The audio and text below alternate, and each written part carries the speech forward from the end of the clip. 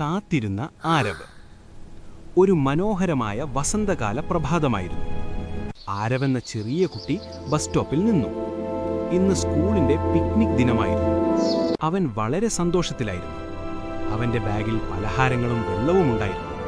അവൻ ഈ ദിവസത്തിനായി ഏറെ നാളായി കാത്തിരുന്നു. പക്ഷേ ബസ് വന്നില്ല. അവൻ വഴിയിലേക്ക് നോക്കി നിന്നു. ഇപ്പോൾ വരും എന്നവൻ കരുതി. കുറച്ചു സമയം കഴിഞ്ഞു. പിന്നെയും ബസ് വന്നില്ല. ആരവിന് ആശങ്ക തോന്നി. എനിക്ക് പിക്നിക് പോകാൻ കഴിയില്ലേ എന്നവൻ ചിന്തിച്ചു. അപ്പോൾ ഒരു ചെറിയ തെരുവു നായ അവിടേക്ക് നടന്നു വന്നു. നായയുടെ ശരീരം പൊടി പിടിച്ചതായിരുന്നു. അത് മന്ദഗതിയിൽ നടന്നു.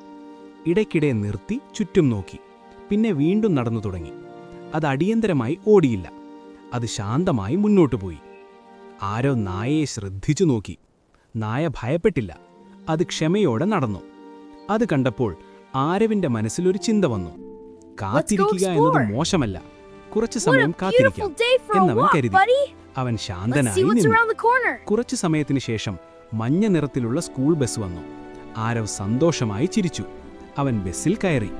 ആ ദിവസം ആരവ് ഒരു നല്ല പാഠം പഠിച്ചു. ക്ഷമയോടെ കാത്തിരുന്നാൽ നല്ല കാര്യങ്ങൾ വരും.